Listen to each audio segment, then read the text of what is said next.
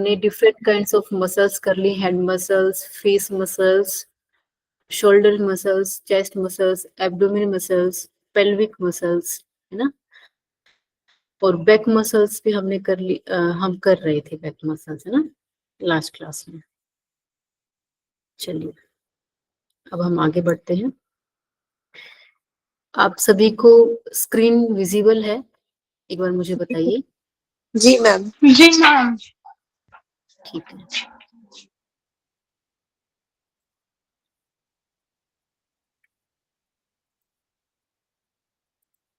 तो देखिए, हमने मस्कुलर सिस्टम से शुरू किया। हालांकि हम लास्ट जो पिछले दिनों में हमारी हुई है, हमने मोटा मोटा उसमें किया था, ठीक है। तो जैसा कि पीवाईक्यूज हमने देखे, तो उसमें से भी आपके प्रश्न पूछे गए हैं मसल्स को लेकर, ठीक है। तो इम्पोर्टेंट टॉपिक है, मैंने इसलिए मसल्स को भी ऐड किया है। बस इसमें आपको ज्यादा बर्डन लेने की आवश्यकता नहीं है, बस इनके नामों को थोड़ा सा अगर आप नजरों के सामने से निकाल लेंगे तो याद रह जाएंगे। मस्कुलर सिस्टम, इसमें मेनली 3 टाइप की मसल्स हमारी होती हैं। कौन कौन सी होती हैं वो आप मुझे बताएंगे, क्योंकि हम कर चुके हैं। बताइए। स्केलेटल, स्मूथ और कार्डियक। ठीक है। अब इनमें इनके बारे में कुछ जानते हैं आप? क्या क्या बेसिक पॉइंट्स हैं? कार्डियक हमारी कौन सी मसल्स होती हैं? मैम हार्ट की मसल्स। ओके। और क्या इसमें होता है फंक्शन? मैम इसके फीचर और क्या होता है? मैम ये 24 घंटे अपना काम बिना रुके करती हैं। हाँ, ठीक है। और बताइए। Ma'am help in locomotion, maintain posture, body movement. हाँ हाँ, ठीक है। तो इसके करेक्टरिस्टिक और बताइए, कुछ और पता है? हार्ट की मसल्स होती है, इसके अलावा कोई करेक्टरिस्टिक आपको पता हो?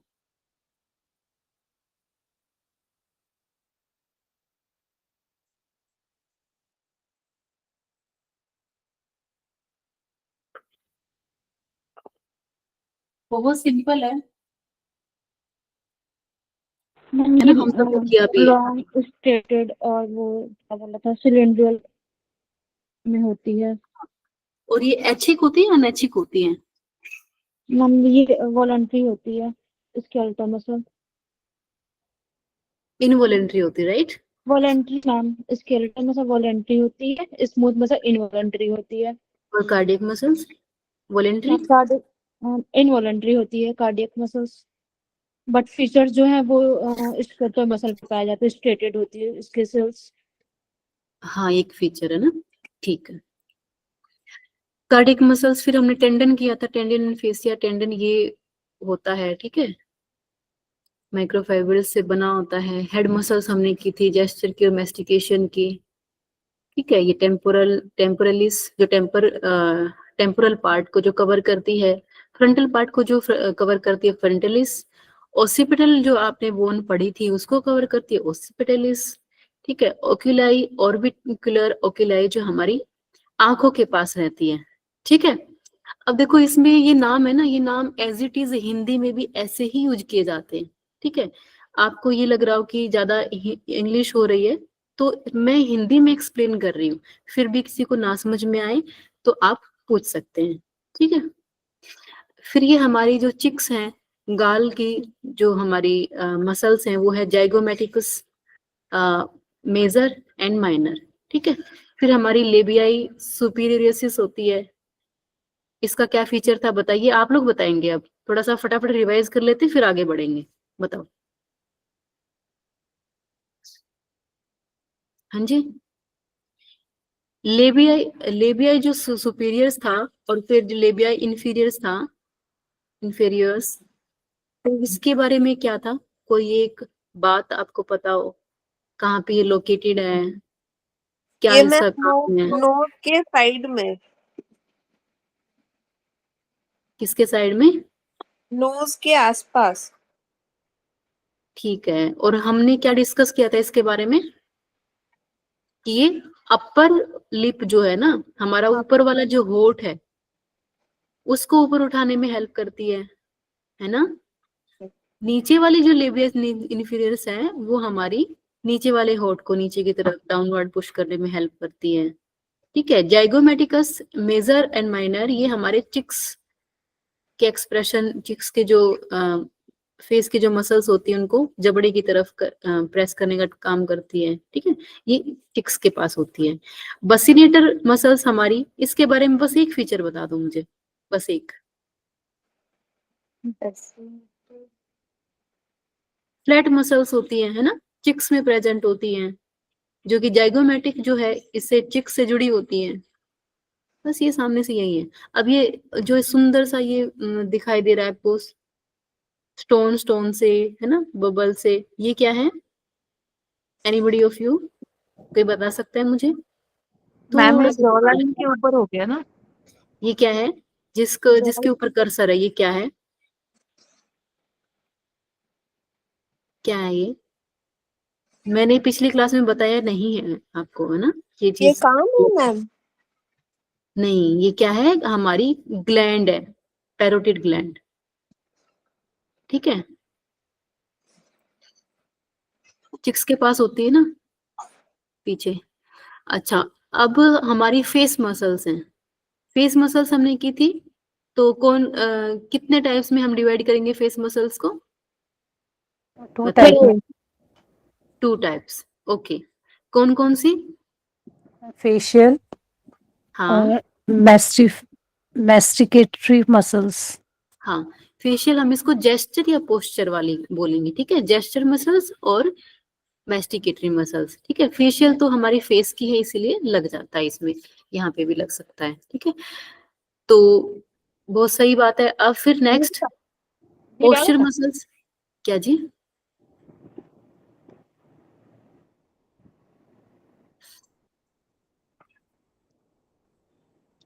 फेशियल मसल्स हमारी, वो जो फेशियल पोस्चर मसल है, वो हमारी आगे कितने टाइप्स में डिवाइडेड है?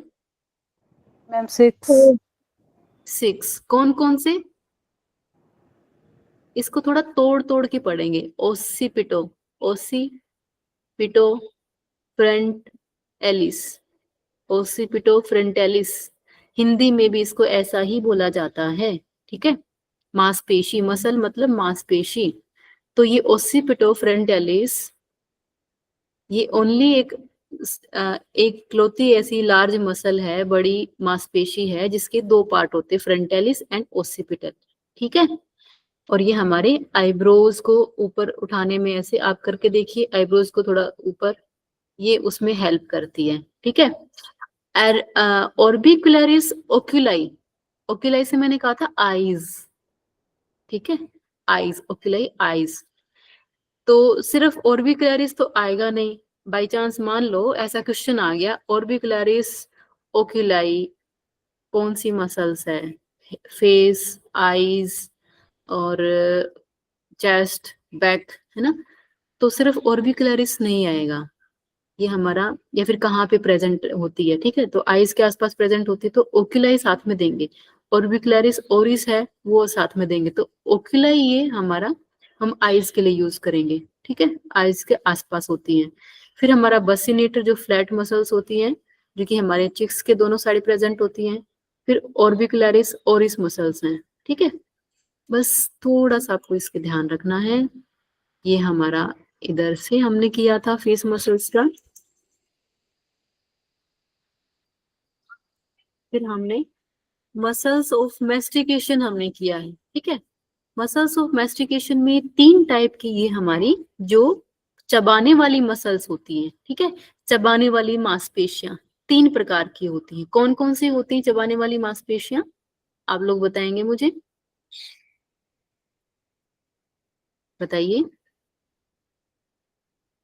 चबाने वाली मांसपेशियां कौन कौन सी होती हैं? मैसेटर मसल, टेम्पोरलिस मसल, हाँ, टेरिगोइड टेरिकॉइड मसल। गुड, बहुत बढ़िया। तो ये सारी हमारी जबड़े की मूवमेंट के लिए, ऊपर नीचे मूव करने के लिए हेल्प करती है। ठीक है, इतना सा ध्यान रखेंगे। अब हमारी नेक मसल्स थी, ठीक है। नेक मसल्स भी हमारी नेक मूवमेंट, आगे पीछे मूवमेंट, साइडों में मूवमेंट, उनके लिए हेल्प करती है। इसमें प्लेटिस्मा और स्टेर्नोक्लीडोमेस्टोइड, स्टेर्नोहायोड, ओमोहायोड। देखो दो तो हायोड से ही संबंधित हैं, एक स्टेर्नम और हायोड है ना, एक ओमोहायोड। तो दो तो हायोड से, और एक ट्रेपीजियस जो कि हमारी शोल्डर मसल्स भी, एक बैक मसल्स भी। बेसिकली ये बैक मसल है, लेकिन हम शोल्डर मसल्स में और नेक मसल्स में दोनों में इसको पढ़ते हैं, क्योंकि वहां पे भी ये रोल प्ले करती है, ठीक है। अब हमारी, अब स्टेर्नो, अब ये स्टेर्नो, यहाँ पे भी स्टेर्नो, दो में तो स्टेर्नो स्टेर्नो ही आता है, ठीक है। तो ये हमारी नेक मसल्स में जहां पे भी ये नाम आए, ठीक है। ठीक है जी, अब हम आगे बढ़ते हैं। ये हमारी हायोड है, इसके आसपास इससे संबंधित जो है उसमें इसका हायोड का नाम इसमें कर लेते हैं नोमेनक्लेचर में।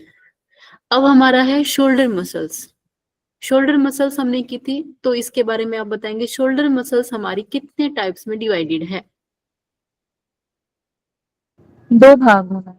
2 भागों में। कौन कौन से भाग हैं वो? एक ग्रिडल मसल्स है, एक अपर शोल्डर मसल्स है। हाँ, इसको हम हिंदी बोलेंगे, एक तो स्कंद मेखला मांसपेशी, ठीक है। एक ऊपर मतलब ऊपर वाला, अपर मतलब है ना, अपर पार्ट स्कंद का ऊपर वाला हिस्सा, उसकी मांसपेशियां, ठीक है। तो हमारी जो स्कंद मेखला है, शोल्डर गिर्डल मसल है, वो कितने टाइप में डिवाइडेड है वो मांसपेशियां? 5। 5 में। कौन कौन से?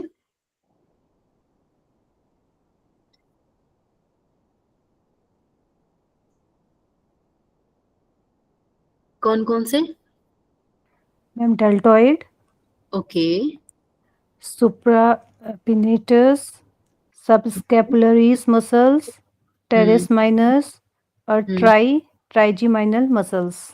ठीक है। डेल्टो, सारे बोलेंगे मेरे साथ में, deltoid muscles, deltoid muscles, muscles, सुप्रा स्पाइनेटस मसल्स, सुप्रास्पाइनेटस मसल्स, सब scapularis muscles, सबस्कैपुलरीज muscles, teres minor मांसपेशी, teres minor muscles, trigeminal muscle, trigeminal muscles. Double S double T, मतलब एस तो ट्रिपल है, triple S double T 1D, shoulder muscles में, ठीक है। ये है हमारा, ये ट्रेपीजियम है पूरा, ठीक है। शोल्डर मसल्स में भी है, नेक मसल्स में भी है, और बैक मसल्स में भी। ये इधर वाली हमारी डेल्टोइड है, ठीक है। ये हमारी लेटिसिमस डोर्सी, बैक मसल्स में। सुप्रास्पिनिटस, अब देखो मैंने पिछली बार बताया था, ये हमारा जो ह्यूमेरस है, हाथ की जो ऊपर वाली हड्डी है, उसके जो टॉप है, उसकी एक तरह से टॉप हेड कह लीजिए, ठीक है। उसके ऊपर, उसके भी ऊपर लोकेशन जिसकी है, उसको सुप्रास्पिनेटस बोलेंगे, ठीक है। अब ये जो ह्यूमेरस का हेड है, कर्सर आपको दिखाई दे रहा होगा, इसके नीचे वाला जो मांसपेशी प्रेजेंट है, उसको इंफ्रास्पाइनेटस बोलेंगे। स्पाइनेटस है दोनों में, ये सुप्रा, ये इंफ्रा। जो ह्यूमेरस के नीचे है वो इंफ्रा, ये वाला यहाँ पे, ठीक है। ये इसका जो हेड है, ये हेड तो यहाँ पे है, और ये इधर है, तो इसकी लोकेशन हेड से नीचे है ना, am I right? Yes ma'am. हाँ, और इसके ऊपर है, तो इसको सुप्रा और इसको इंफ्रा, ठीक है। सुप्रा मतलब ऊपर, इंफ्रा मतलब नीचे। ये रूट वर्ड है, कहीं पर भी आपको ये नजर आए तो मतलब ऊपर नीचे, ठीक है। ये कॉमन बात तो आप समझ सकते हैं, बाकी जो है वो अलग अलग जो सिस्टम है, अलग अलग उसको कार्य हैं, उसके हिसाब से अलग अलग उसके नाम हो जाएंगे। ये हमारा अपर शोल्डर मसल, जो हमारा स्कंद है, स्कंद का ऊपर वाला हिस्सा है, स्कंद की ये पार्ट है। अब इसमें bicep, brachy muscle, कोरेको brachialis muscle और ब्रैकियालिस मसल, ठीक है। अब आगे बढ़ते हैं, जैसे कि हमने वो डेल्टोइड पढ़ा था ना, उसमें डेल्टोलिस सॉरी डेल्टोइड, पेक्टोरलिस और सब स्कैपुलरिस, ये रही यहाँ पे, और सब स्कैपुलरिस मतलब स्कैपुला, यहाँ से एक स्कैपुला आपको निकाल लेना है, मतलब स्कैपुला के आसपास है, ठीक है। सब मतलब सबके कि स्कैपुला के नीचे, ठीक है, उसके आसपास प्रेजेंट है, तो वहां से इसका नाम ऐसे पड़ जाता है। फिर कोरेको ब्रैकियलिस इधर, फिर बाइसेप ब्रैकियलिस, बाइसेप्स इसके ऊपर वाली होती है, अपर मोस्ट पार्ट की अपर मोस्ट लेयर होती है, ठीक है, मसल की, मांसपेशियों की। अब हमारी चेस्ट है, चेस्ट कितने पार्ट्स में डिवाइडेड है डियर स्टूडेंट्स, बताएंगे? चेस्ट मसल्स मैम 4 4 पार्ट्स में, कौन कौन से हिस्से हैं वो मसल्स के, कौन कौन से नाम? pectorials major, okay pectorials minor, okay, serratus anterior और हाँ diaphragm। ठीक है। अब ये हमारा पेक्टोरलिस मेजर है इधर, ठीक है, पेक्टोरलिस माइनर ये रहा, सेरेटस ये रहा, ठीक है, डायफ्राम हमारा इधर रिब्स के नीचे आ जाएगा, इनको शेप प्रोवाइड करता है, ऊपर नीचे मूवमेंट में हेल्प करता है, ठीक है। फिर हमारी उदर की मांसपेशियां, उदर की मांसपेशियां हमारी कितने पार्ट्स में डिवाइडेड हैं, कितने भागों में विभाजित हैं? मैम 5 5 भागों में, कौन कौन सी?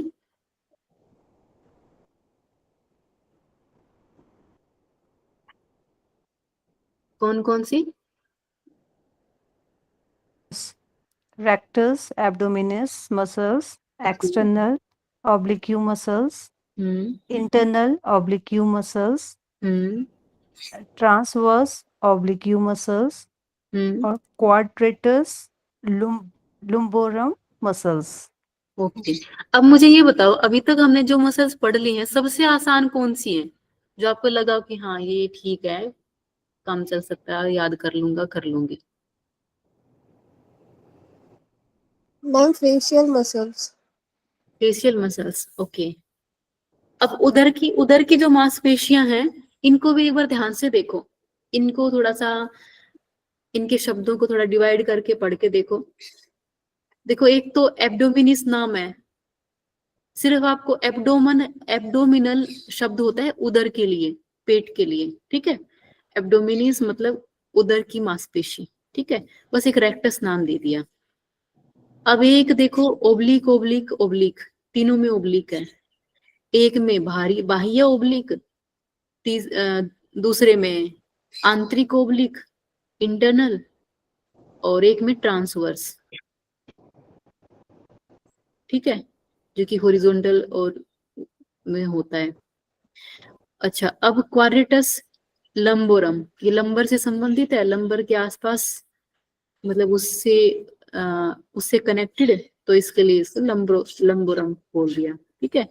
तो ओब्लिक है, ओब्लिक मतलब कि एक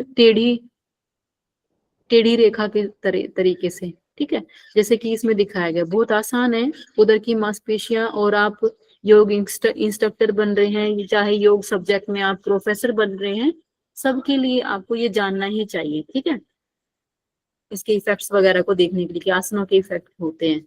ये रेक्टस जो कि वी शेप बनाती है, ये ओब्लिक टेढ़ी टेढ़ी आकृति वाली मांसपेशी, ये इंटरनल अंदर की तरफ, ये ऊपर बाहर की तरफ, ठीक है। ये ट्रांसवर्स जो कि जमीन के पैरेलल सा, समतल सा, ठीक है।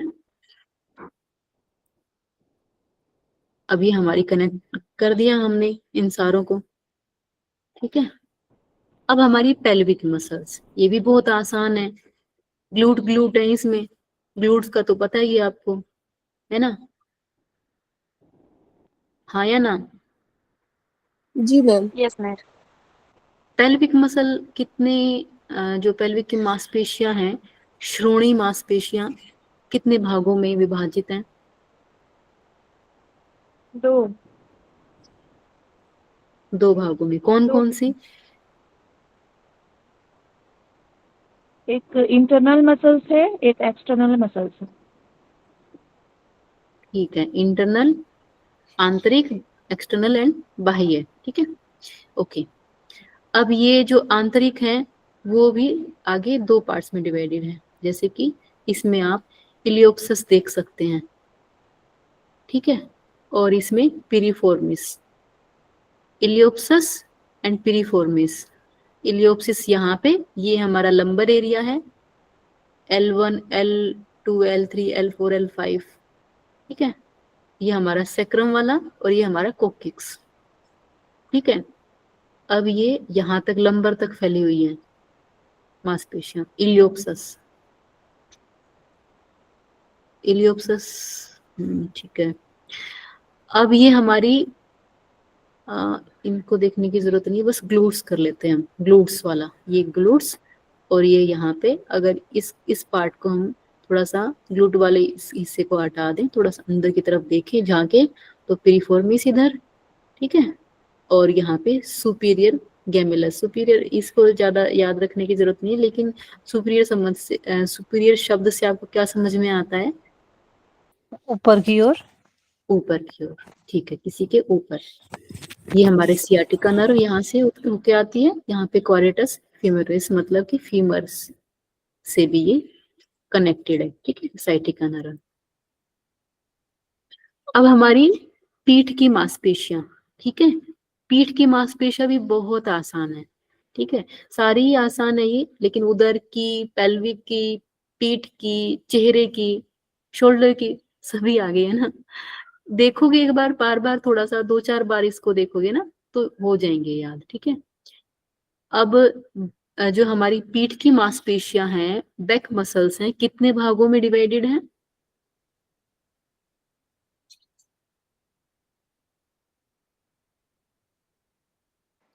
5. 5, ठीक है, गुड, करेज दिखाया आपने बोलने का। ट्रेपीजियस मसल्स, ठीक है, आगे और कौन कौन सी? Latissimus dorsi muscle, rhomboidus muscle, रोमोबॉइड, levator, ठीक है, रोमोबॉइड जो शेप होती है ना, तो रोमोबॉइडियस, ठीक है, levator scapula muscle, okay, sacrospinalis muscle, sacrum से भी और स्पाइन से भी ये कनेक्टेड है, सैक्रोस्पाइनल, है ना। ये स्कैपुली है, लेविटर स्कैपुली, मतलब स्कैपुला के थोड़ा ऊपर वाले हिस्से में, ठीक है। ये हमारी ट्रेपीजियस, सारे बोलेंगे साथ में, बैक मसल्स हम कर रहे हैं, तो साथ में नाम सभी को बोलना है, सभी माइक ऑन करें। Trapezius muscles, trapezius muscles, latissimus dorsi muscles, latissimus dorsi muscles, दोबारा से करेंगे, trapezius muscles, trapezius muscles, trapezius muscles, trapezius muscle, latissimus dorsi, latissimus dorsi muscles, latissimus dorsi, latissimus dorsi, rhomboideus, rhomboideus, rhomboideus muscles, rhomboideus muscles, levator scapulae, levator scapulae muscles, levator scapulae muscles, levator scapulae muscles, sacrospinalis muscles, sacrospinalis muscles. ठीक है, शाबाश। अब इस picture को देखिए आप, ये picture यहाँ पे आपकी नेक से लेकर, देखो नेक वाले पार्ट को भी ये बना रही है ट्रेपीजियस मसल, इसलिए नेक मसल्स में भी इसको इन्वॉल्व करते हैं। बेसिकली ये बैक मसल है, पीठ की मांसपेशी। अब ये गर्दन से लेकर हमारे पीठ वाले हिस्से को भी बना रही है, ठीक है।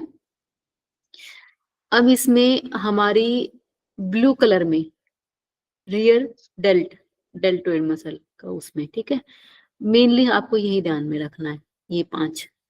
अब हम चलते हैं लैटिसिमस डोर्सी, ये वाला जो हिस्सा देखो, लैटिसिमस डोर्सी भी काफी मात्रा में प्रेजेंट है, ब्रॉड मसल्स हैं ये भी, ट्रेपीजियस के नीचे प्रेजेंट होती है ना, और ऊपर किसके प्रेजेंट होती है लैटिसिमस डोर्सी? ऊपर किसके प्रेजेंट होती है? ये क्या? इरेक्टर स्पाइन, इरेक्टर स्पाइनी के ऊपर, ट्रेपीजियस के नीचे, ठीक है, इधर प्रेजेंट होती हैं।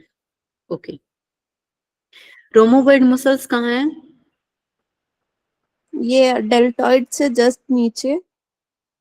हाँ, ट्रेपीजियस के बिल्कुल पास में है ना, ट्रेपीजियस के नीचे भी बोल सकते हैं आप इसको। ठीक है, ओके। और फिर हमारी टेरेस मेजर, अब इतना ही करेंगे, आगे बढ़ते हैं। ये हमारा फ्रंटल व्यू है, ये हमारी नेक की मसल्स है। कौन कौन सी थी नेक की मसल, एक आधी कोई याद हो तो बताओ। एक तो मैंने अभी अभी बताई है, ट्रेपीजियस, है ना? Trapezius, latissimus dorsi. हाँ, वो तो बैक मसल है। ओके। चलो, ये बैक वाली है ना, ये बैक वाली गिनवा दो। ये वाली जो थी, ये ऐसी आकृति बना रही है, ये वॉरियर टाइप, ये वाली आकृति जो कर्सर है वहां पे, इस मसल को क्या बोलेंगे? कौन सी मसल? मैम डेल्टॉइड, ट्रेपीजियस, ये वाली ट्रेपेजियस। Trapezius muscles. हाँ, ये ट्रेपीजियस के नीचे जो हमारी लाइट ग्रीन में थी, वो कौन सी थी? Latissimus dorsi. Latissimus dorsi, very good. और ये वाली कौन सी है हमारी? Erector spiny. इरेक्टर स्पाइनी के ऊपर लैटिसिमस डोर्सी है और ट्रेपीजियस के नीचे। ट्रेपीजियस के बिल्कुल पास में कौन सी थी हमारी? ये रोमोबॉइड, है ना? Yes ma'am. ठीक है, चलो इतना कर लिया आपने, बहुत है। अब मेरे को एब्डोमिनल मांसपेशी और बता दो, फिर हम आगे कॉन्ट्रैक्शन की तरफ बढ़ेंगे। ठीक है, एब्डोमिनल की जो ये वी शेप की बना रही हैं, जैसे इसमें एब्स बने होते हैं, ठीक है, सिक्स पैक्स जिसको आप बोलते हो, ये वाले, ये एब्स कहाँ बनते, कौन सी मसल होती हैं, कौन सी मसल शेप लेती हैं इधर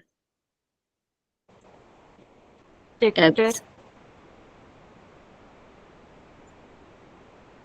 rectus abdominis. Good, very nice, बहुत बढ़िया, रेक्टस एब्डोमिनिस।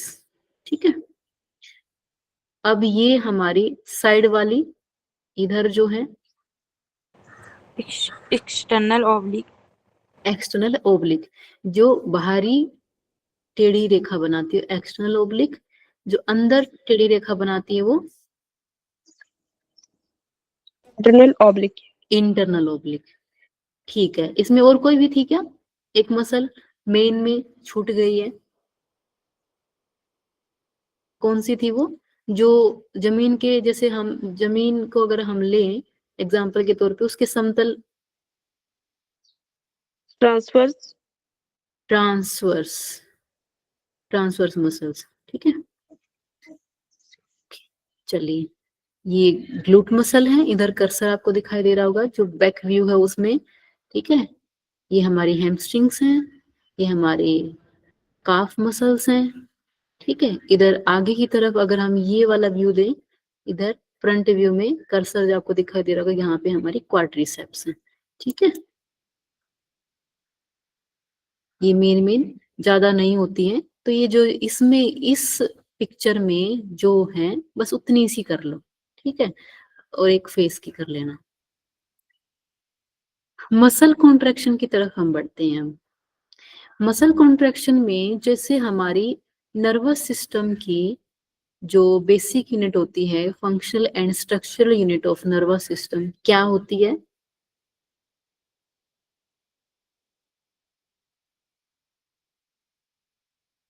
इस स्लाइड से संबंधित नई प्रश्न है ये, है ना? आप, मैं वैसे ही पूछ रही हूँ। न्यूरॉन। न्यूरॉन्स, बहुत बढ़िया। तंत्रिका, है ना, तंत्रिका कोशिका। अब वैसे ही जैसे नर्वस सिस्टम न्यूरॉन से मिलके बना होता है, वो ही उसकी फंक्शनल यूनिट भी होती है, इकाई होती है, कार्यिक इकाई। ऐसे ही जो हमारा मस्कुलर सिस्टम होता है, उसमें कॉन्ट्रैक्शन, एक्सपेंशन, रिलैक्सेशन के लिए जो बेसिक यूनिट होती है, कार्यिक और हमारी संरचनात्मक जो इकाई होती है, उसको हम क्या बोलेंगे? सैक्रोमियर, सैक्रोमियर बोलेंगे। ठीक है, ये हमारे स्केलेटल मसल फाइबर की बेसिक यूनिट है और स्ट्रक्चरल भी, फंक्शनल भी। ठीक है, अब ये हमारी सेक्रोमियर, इसकी स्ट्रक्चर कैसी है, इसके बाहरी व्यू से तो देखो ऐसी दिखती है, जैसे ये ऐसी लाइन है, कर्सर आपको दिखाई दे रहा होगा, ये जेड लाइन है, ठीक है, ये जो ब्लू ब्लू सी ऐसी लाइन है जेड लाइन है, और दूसरी ये जेड लाइन है। इन दो जेड लाइन के बीच का जो हिस्सा है, ठीक है, इसको हम बोलेंगे एक सेक्रोमियर, ठीक है। अब ये सेक्रोमियर में क्या क्या होता है वो आप ऊपर वाले पिक्चर को देखिए, इसमें ये जेड लाइन, ये जेड लाइन, तो बस थोड़ा सा एक मूवी की तरह देख लो इसको, ज्यादा दिमाग पे बर्डन डालने की जरूरत नहीं है, जो याद करने का हिस्सा मैं वो आपको बता दूंगी, बस आप समझ लो थोड़ा सा। ये जेड लाइन है, ये भी लाइन है, ठीक है। इन दोनों के बीच का जो हिस्सा है उसको क्या बोलेंगे, क्या बोलेंगे जी?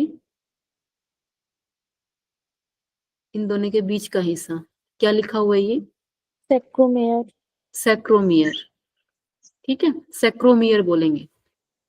अब ये सेक्रोमियर में क्या क्या होता है, सेक्रोमियर में एच जोन होता है, सेक्रोमियर में इधर ये क्या है, कर्सर आपको दिखाई दे रहा है, क्या है ये? I band. I band. ये वाला क्या है? A band. A band. ये क्या है? H zone. H zone. तो हमारे सेक्रोमियर में क्या क्या चीजें हैं? H zone, A band and I band. Good, बहुत बढ़िया। अब बीच में ये चीजें भी तो हैं, इनको क्या बोलेंगे?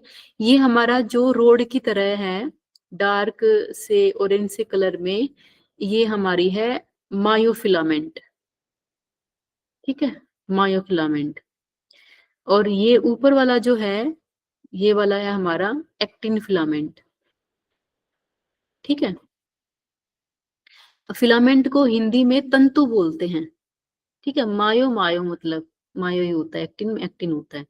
ये ऊपर वाला जो है ये ऊपर वाला, ये हमारा एक्टिन तंतु, ये नीचे वाला हमारा मायोसिन तंतु, फिलामेंट, ठीक है। अब हम आगे बढ़ते हैं। इसके बारे में हमने लास्ट क्लास में कुछ किया था क्या, बताइए? नहीं। नहीं किया था, ओके। तो बेसिक से शुरू करते हैं। इसमें हमारा क्या है, सेक्रोमियर, ये वाला जेड डिस्क है, जेड लाइन है, ठीक है, ये वाली जेड लाइन है, इस जेड लाइन के बीच वाले हिस्से को हम क्या बोलेंगे? सेक्रोमियर। सेक्रोमियर। देखो, पेपर में प्रश्न डायरेक्टली ना आए, लेकिन अगर आप ये कंसेप्ट को समझ लेते हैं तो मिलता जुलता आसपास का आप इससे जो भी प्रश्न आए उसको आप टैकल कर लेंगे, सोल्व कर लेंगे, ठीक है। तो थोड़ा सा ध्यान देंगे। अब ये हमारा जो रोड टाइप है, रेड, डार्क रेड कलर का, इसको हम मायोसिन फिलामेंट बोलते हैं, ठीक है। ये मोटा होता है ये वाला, ठीक है। ये पिक्चर टू पिक्चर वेरी करता है, लेकिन वैसे नॉर्मली ये मोटा होता है, ठीक है, मायोसिन फिलामेंट। ऊपर वाला एक्टिन है, एक्टिन, जो एक्टिन है, एक्टिन से एक्टिव समझ लो, जो एक्टिव है, सक्रिय है। एक्टिव होने के लिए व्यक्ति को हल्का होना पड़ेगा, है ना, इसलिए ये पतला है, ठीक। अब ये हमारा आई बैंड, ए बैंड और जेड बैंड। अब जो एक जो एक्टिन फिलामेंट है उससे दूसरा एक्टिन फिलामेंट, ये वाला हिस्सा है जिसमें मायोफिलामेंट भी आता है, इस वाले हिस्से को हम बोलेंगे ए बैंड, ठीक है। अब ये जो दूसरा है आई बैंड, जो बीच में एक जेड लाइन को कवर करता है, एक सेक्रोमियर से दूसरे सेक्रोमियर, ये हमारा आई बैंड है, ठीक है। अब जहां पर एक्टिन फिलामेंट नहीं है, एक्टिन एक्टिव ऊपर हल्के वाला नहीं है, सिर्फ मायोसिन है, सिर्फ मोटे वाला ही फिलामेंट है, सिर्फ मोटे वाला तंतु है, वहां पर हमारा एच जोन होता है, ठीक है। बस, अब ज्यादा हो जाएगा। अब देखो इसके बारे में पढ़ते हैं। ये मुख्य रूप से 4 प्रोटीन आपके प्रेजेंट होते हैं, हमारे मसल कॉन्ट्रैक्शन में ये हेल्प करते हैं। लास्ट से लास्ट क्लास में मैंने कुछ क्वेश्चंस लिए थे, ठीक है। अब उन क्वेश्चंस को समझाने के लिए आपको ये कंसेप्ट समझाना जरूरी था, तो आप थोड़ा सा इसको ध्यान से देखेंगे तो क्वेश्चंस को आप अच्छे से सोल्व कर लेंगे। ठीक है, ये एक्टिन है। एक्टिन एक प्रोटीन है जो पतला सा तंतु बनाता है, पतला सा फिलामेंट बनाता है। ठीक है, एक मान लो कोई भी एक पतली सी स्ट्रिप हो गई, ठीक है, वो बनाता है। इसमें हमारा मायोसिन बाइंडिंग साइट होती है, इसका मुख्य कैरेक्टरिस्टिक है, मुख्य लक्षण है इसमें हमारी मायोसिन बाइंडिंग साइट। इसका मतलब क्या होता है? मायोसिन बाइंडिंग साइट का क्या मतलब हो सकता है, कोई बताएगा मुझे?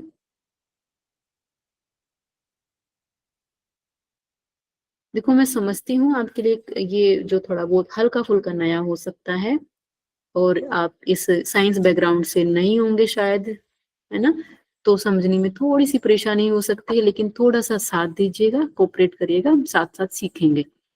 ठीक है, अब बाइंडिंग साइट है। बाइंडिंग मतलब किसी कोई चीज बाइंड हो रही है, ज्वाइन हो रही है, जुड़ रही है, उसकी साइट है, उसकी वो जगह है जहाँ पे ये बाइंड हो रही है। कौन सी चीज बाइंड हो रही है? माइसिन। इसकी साइट है तो यही यही बाइंड होगी। ठीक है, अगर कार पार्किंग का तो कार पार्क होगी। ठीक है, बाइक पार्किंग की जगह तो बाइक पार्क होगी। ठीक है, इसी प्रकार से अब माइसिन फिलामेंट का स्टेशन है यहाँ पे, एक्टिन फिलामेंट के पास में, यहाँ पे थोड़ी देर के लिए ठहर सकता है, इसको हम बोलते हैं बाइंडिंग साइट, माइसिन बाइंडिंग साइट। कहाँ पर प्रेजेंट है माइसिन बाइंडिंग साइट? एक्टिन प्रोटीन में। एक्टिन प्रोटीन में। ठीक है, बहुत बढ़िया। अब ये कहाँ है एक्टिन? ये रहा एक्टिन पिक्चर में। माइसिन कहाँ है? ये हमारा माइसिन का मैम हेड है। हाँ, मैम ये जो मायोसिन बाइंडिंग साइट है वो एक्टिन प्रोटीन में क्यों है? वो तो मायोसिन का पार्ट होना चाहिए ना। ये साइट है वो, समझ नहीं आ रहा है। Binding site. मतलब कि एक समय ऐसा आता है जब मसल हमारी सिकुड़ती है। ठीक है, मसल सिकुड़ती है तो क्या होता है कि कुछ कारण होता है जिनके कारण मसल सिकुड़ती है। ठीक है, कुछ दो चीजें आपस में जुड़ रही हैं और वो सिकुड़ रही हैं, तो उसके लिए ये 4 प्रोटीन जो है वहां पे अपना रोल प्ले करते हैं। ठीक है, उसमें एक प्रोटीन होता है एक्टिन।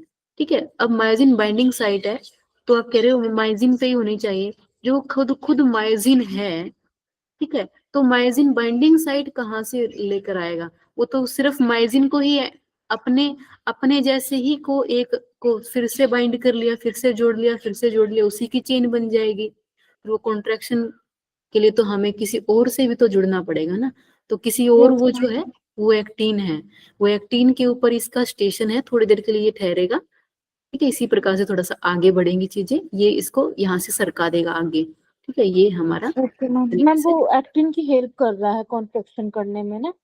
नहीं, ये एक्टिन से हेल्प ले रहा है, अच्छा ओके मैम। जुड़ रहा है ये यहाँ पे।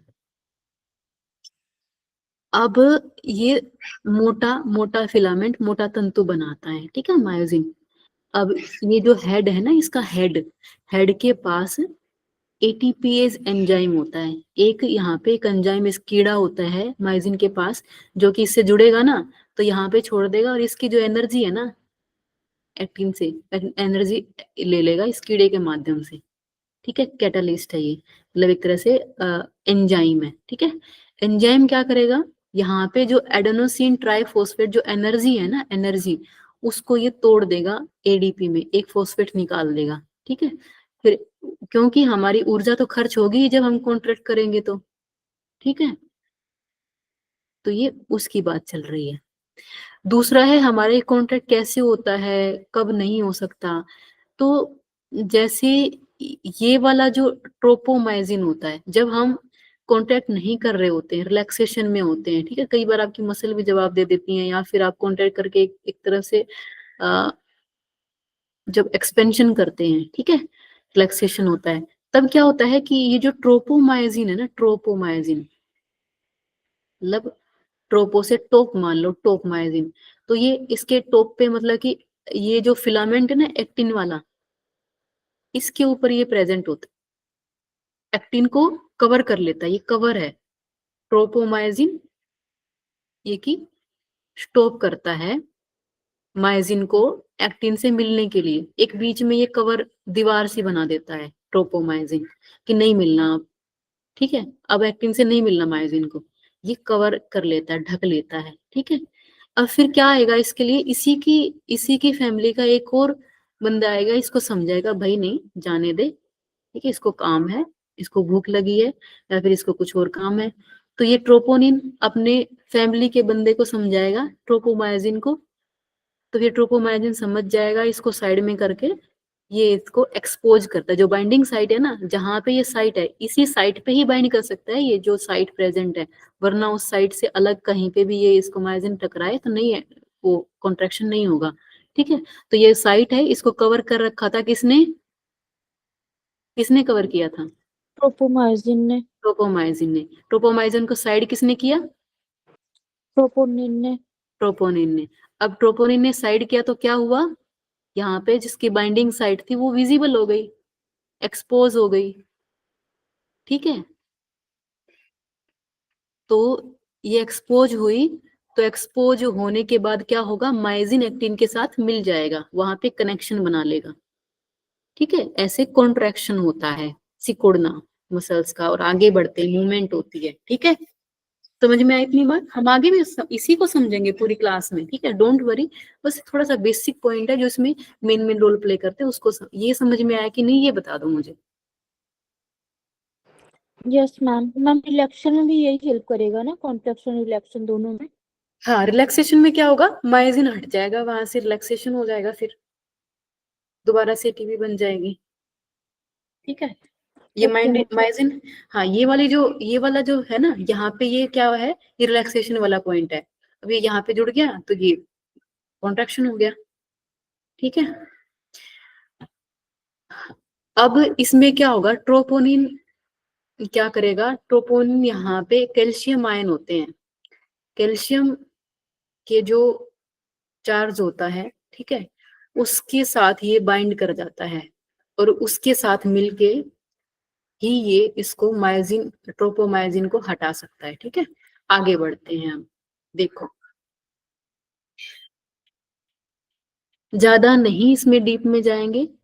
देखो हिंदी में भी दिया गया है, आप हिंदी मीडियम जो है, इसमें क्या करता है, जब तंत्रिका संकेत मांसपेशी तक पहुंचाता है, जब ये तंत्रिका है, ये न्यूरॉन है, ये संकेत पहुंचाता है बाहर से लेकर मांसपेशी तक, तो क्या होता है, तब एसिटाइल कोलाइन नामक रासायनिक दूत, ठीक है, मतलब कि ये जो हमारा साइनेप्टिक क्लेफ्ट में प्रेजेंट होता है, जो हमारा न्यूरोट्रांसमीटर, ठीक है, ट्रांसमीटर मतलब दूत, ये हमारी मांसपेशी झिल्ली तक पहुंचता है यहाँ पे, और एक विद्युत संकेत पैदा करता है, मतलब इलेक्ट्रिकल इंपल्स जनरेट करता है, जो कि आगे मसल में कहता है कि हाँ अब कॉन्ट्रैक्शन की जरूरत है। ये मसल, ये जो यहाँ पे विद्युत संकेत प्रकट होगा ना, अब विद्युत संकेत क्या करेगा, विद्युत संकेत यहाँ पे ट्रोपोनिन को एक्टिव कर देगा, ट्रोपोनिन जाके कैल्शियम की हेल्प से उस पे ट्रोपोमायोजिन को साइड में कर देगा, ट्रोपोमायोजिन जैसे ही साइड में हुआ, ऐसे ही मायोजिन फिलामेंट इससे कनेक्ट हो जाएगा एक्टिन से, और ऐसे कॉन्ट्रैक्शन हो जाएगा। समझ रहे हो,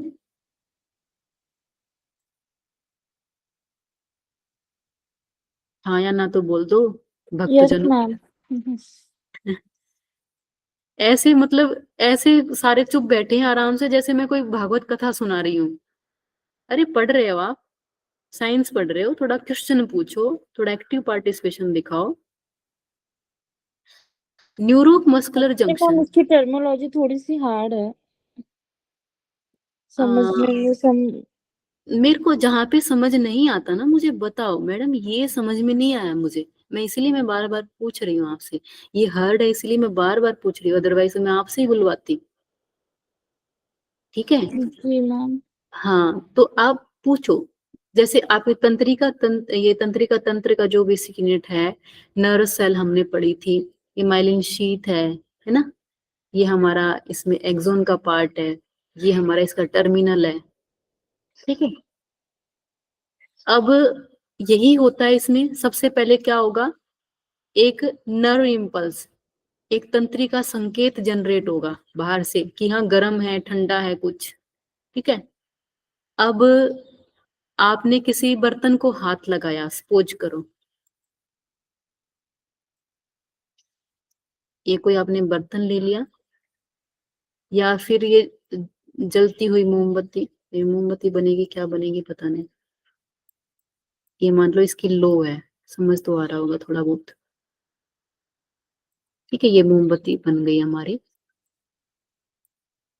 ऐसी बन सकती है यहाँ पे तो। ठीक है, मोमबत्ती बन गई हमारी। आपका उंगली जो है गलती से चली गई इधर, आपका हाथ गलती से इधर चला गया।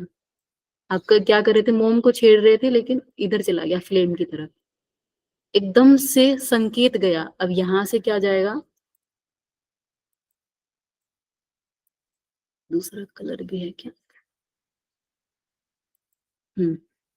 तो यहां से मोमबत्ती से संकेत गया अपने आपके हाथ की तरफ। ठीक है, न्यूरॉन्स अंदर लेके जाएंगी। ठीक है, अब ये अंदर लेके जा रही है, उधर से ब्रेन से सिग्नल आया कि ये तो गर्म है। ठीक है, मांसपेशी के पास आया सिग्नल कि तो गर्म है, तो मांसपेशी के पास आया, तो यहाँ पे एकदम से आपका हाथ पीछे हो जाता है। एकदम से जैसे आपने हाथ सीधा किया था, एकदम से कॉन्ट्रैक्ट हो जाता है, एकदम से सिकुड़ जाता है, कोहनी मुड़ जाती है आपकी। होता है कि नहीं ऐसा, बताओ मुझे। Yes ma'am. या फिर पकड़े रहते हैं उसको, होता है ना ऐसा। Yes ma'am. हाँ, तो ये क्या होता है, वहां पे एकदम से नर्व इम्पल्स आया इधर से, यहाँ से। ठीक है, अब उसके बाद ये कैसे आपका सिकुड़ता है हाथ, वो प्रोसेस यहाँ पे हो रही है, कैसे मूवमेंट कैसे होती है। ठीक है, यहाँ पे फिर ये संकेत है, ये जो गैप है, जंक्शन है, साइनेप्स है, साइनेटिक गैप, इसमें चला गया। यहाँ से नर्व, ये भी मसल है, ये भी सेल है ना, सेल की पार्ट है। तो इस सेल में भी हमारी सारी चीजें होती हैं, माइटोकॉन्ड्रिया वगैरह सब कुछ। तो इसका जो है, इसमें दो चीजें हमारी मसल सेल में थी। ये प्रोटीन हमने मसल सेल के पढ़े हैं, ये हमारा एक्टिन वाला था, ये वाला।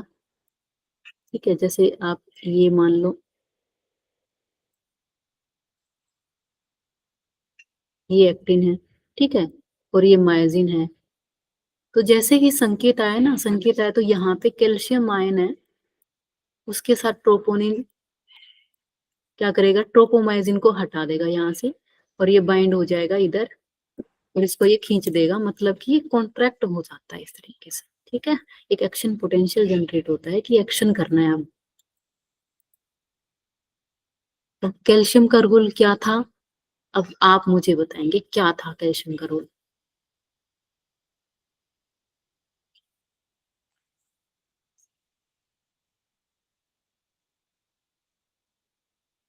कैल्शियम का क्या रोल था, ट्रोपोनिन भाई साहब ने लिया था ना इसको, ट्रोपोनिन के ऊपर जाके बाइंड हो गया, बैठ गया कि हाँ भाई ट्रोपोमाइसिन को हटा। तो कैल्शियम में तो बिचौलिया था जो उसको लेके गया था कि हाँ इसकी फैमिली वाले कोई बुला लेता हूँ, इसको साइड में कर देता हूँ ताकि माइसिन ऐड हो जाए। ठीक है, आवाज आ रही है मेरी। यस जी मैम। मैम आ रही है। यस जी मैम। मैम। हाँ, तो देखो मैं बोल रही हूँ, मैं अपना भरपूर प्रयास कर रही हूँ किसी न किसी लैंग्वेज में आपको समझाने का। जब तक आप म्यूट अवस्था में बैठे रहेंगे, ठीक है, आप बोलेंगे नहीं, मूक दर्शक बन के रहेंगे, तो मुझे समझ में नहीं आएगा कि आपको क्या समझ में नहीं आ रहा।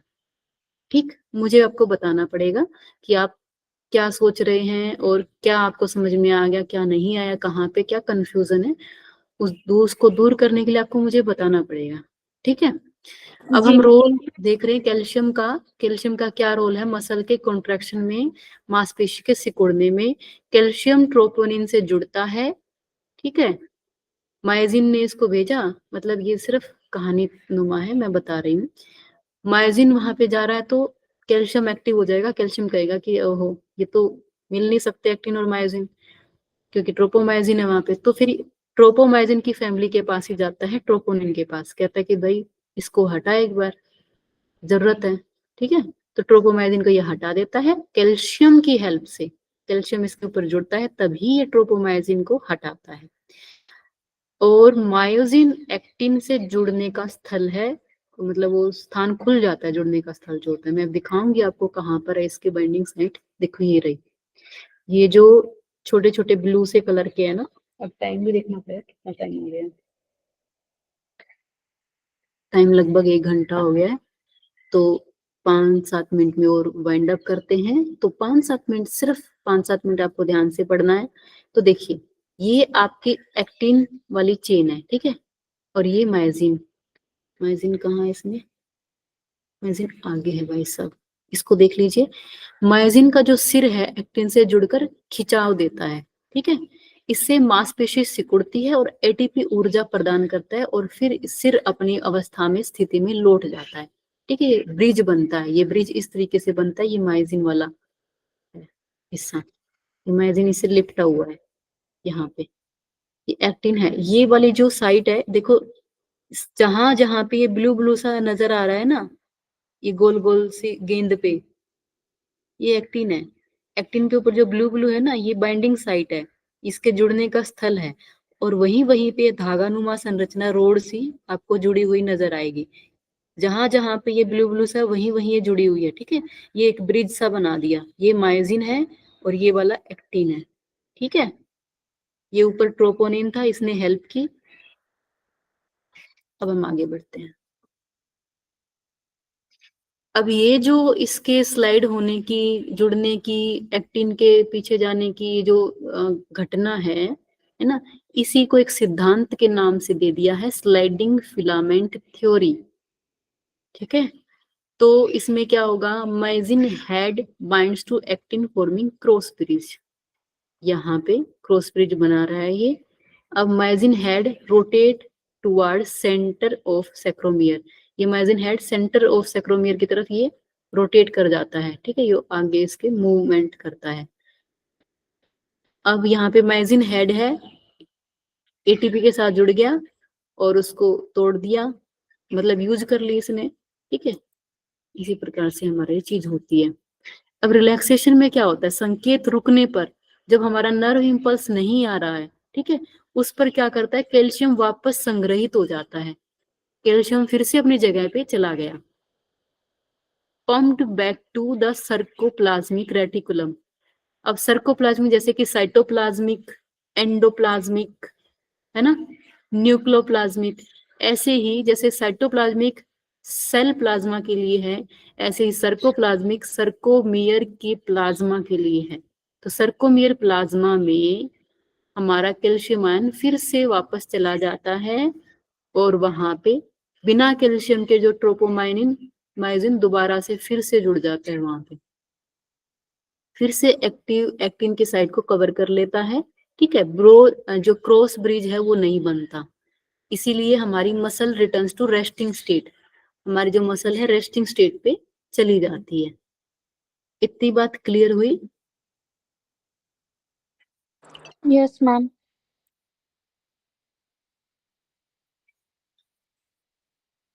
बस मैम, अब, हाँ जी, ये जो एक्टिन और मायोसिन है, जब वो कांटेक्ट होते हैं तो वो ट्रोपोमाइसिन आ जाता है बीच में ना, हाँ। तो वो ट्रोपिन आता है हेल्प करने के लिए। तो इसमें कैल्शियम का क्या रोल था? कैल्शियम क्या करता है, कैल्शियम की हेल्प से कैल्शियम ट्रोपोनिन के ऊपर बाइंड करता है। ट्रोपोनिन भी इनएक्टिव है, सोया पड़ा है, ठीक है। कैल्शियम ट्रोपोनिन के ऊपर जुड़ेगा, तभी ट्रोपोनिन एक्टिव होके ट्रोपोमाइसिन को हटाएगा, ओके मैम। ठीक है। Yes ma'am. और ये हमारा सर्कोमियर इस प्रकार से दिखता है ऐसे, और इसको अगर हम थोड़ा सा हटा दें इसकी ऊपर की परत को, तो इस प्रकार से दिखता है। ऐसे ही इसमें चीजें होती रहती हैं, ठीक है। पूरा का पूरा हमने जो पढ़ा है, तंत्रिका संकेत आया, कैल्शियम रिलीज हुआ, तंत्रिका संकेत आने से उसके प्लाज्मा में ही एक्टिन मायोसिन बंधन खुला। ट्रोपोमायोसिन को हटाने के बाद फिर संकुचन हुआ, कैल्शियम पुनः दोबारा से चला गया और फिर विश्राम, ठीक है। यहाँ पे हमारा संकुचन हुआ, मतलब कॉन्ट्रैक्शन, मसल कॉन्ट्रैक्शन, ठीक है। अब हमारे योग में क्या, इसके हम क्यों पढ़ रहे थे इतनी देर तक, ठीक है। ये क्या था, सूर्य नमस्कार हम जब करते हैं तो डायनेमिक मूवमेंट होती है जो कि इम्प्रूव करती है न्यूरोमस्कुलर कोऑर्डिनेशन को। जो ये हमारा ये जंक्शन हमने पढ़ा था ना, इसमें सिग्नल अच्छे तरीके से जाएं, अच्छे तरीके से कॉन्ट्रैक्ट होते रहे, जल्दी जल्दी रिएक्शन होता रहे, उसके लिए हमारा सूर्य नमस्कार भी बहुत हेल्प करता है। उसमें हमारा रिएक्शन टाइम कम होता है और हम एक्टिवली पार्टिसिपेट कर पाते हैं, ठीक है, कोऑर्डिनेशन बना रहता है मांसपेशियों में।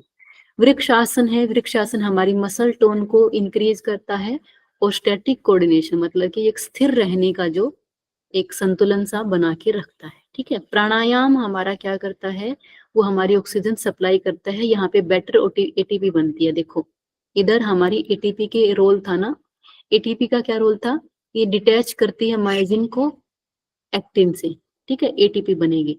अब यहाँ पे जब ये मायोसिन फिलामेंट इसके साथ जुड़ता है ना, तो ये एटीपी को खर्च कर देता है, ठीक है, एटीपी को साइड में कर देता है, क्योंकि इसके ऊपर ये एटीपीएज एंजाइम था ना इसके हेड के ऊपर, उसको तोड़ देता है। अब एंजाइम था, एक बार यूज कर लिया, फिर इससे इसकी जो है वो खत्म हो गई, क्योंकि कैल्शियम भाग गया यहाँ से, इसकी एनर्जी, ठीक है। तो एक बार तोड़ दिया तो जुड़ गया, अब फिर से एटीपी आ जाएगा, फिर से इसको अलग कर देगा। यहाँ पे इसके पास ट्रोपोमायोसिन के पास ताकत आ गई, वो इसको फिर से अलग कर देगा एटीपी की मदद से, ठीक है। तो एटीपी हमारा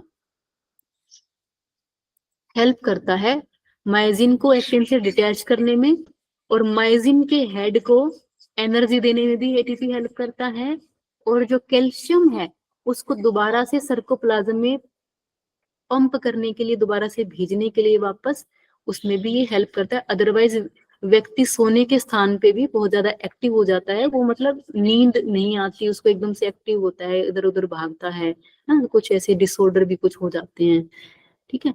तो मतलब ये इसको रिलैक्सेशन में हेल्प करता है, ठीक है, ये हमारा इसका रोल है। तो हमारा प्राणायाम जो है ना, यहाँ पे ऑक्सीजन सप्लाई होती है, और जितनी ऑक्सीजन सप्लाई अच्छे से होगी उतना एटीपी अच्छे से बनेगा।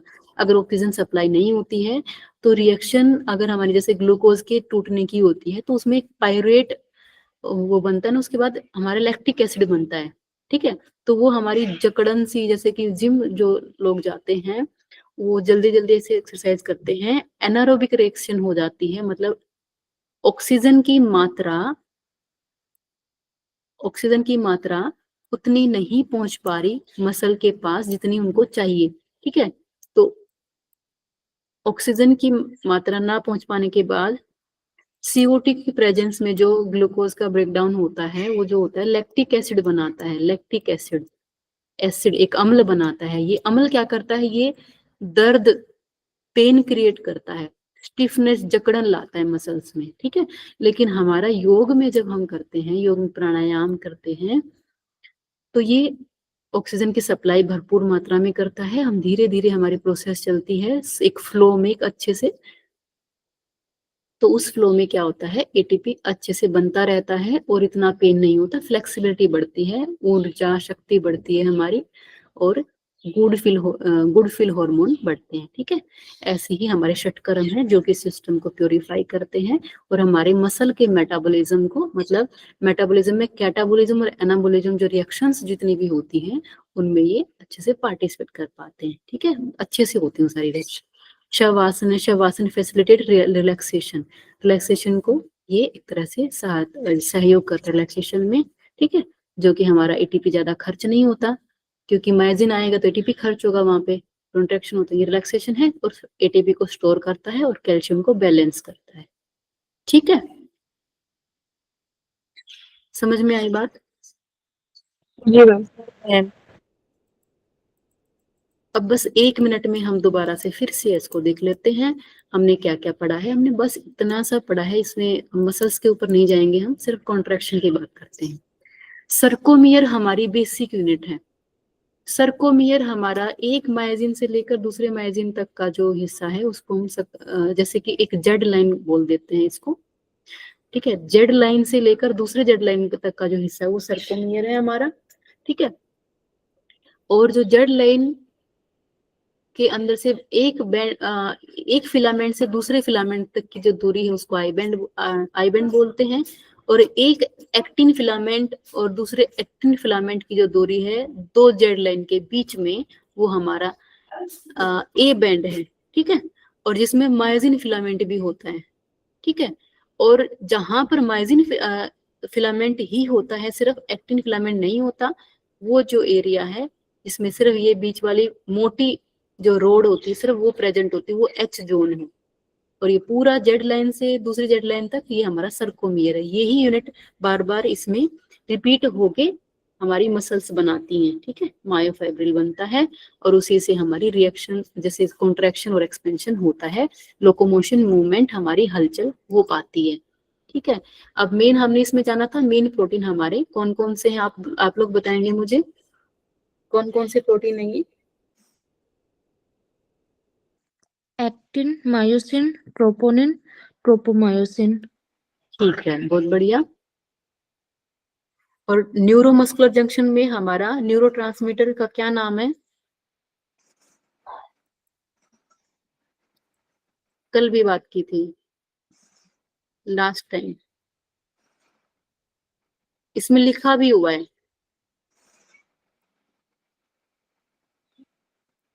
न्यूरोट्रांसमीटर कौन सा है? एसिटाइलकोलिन,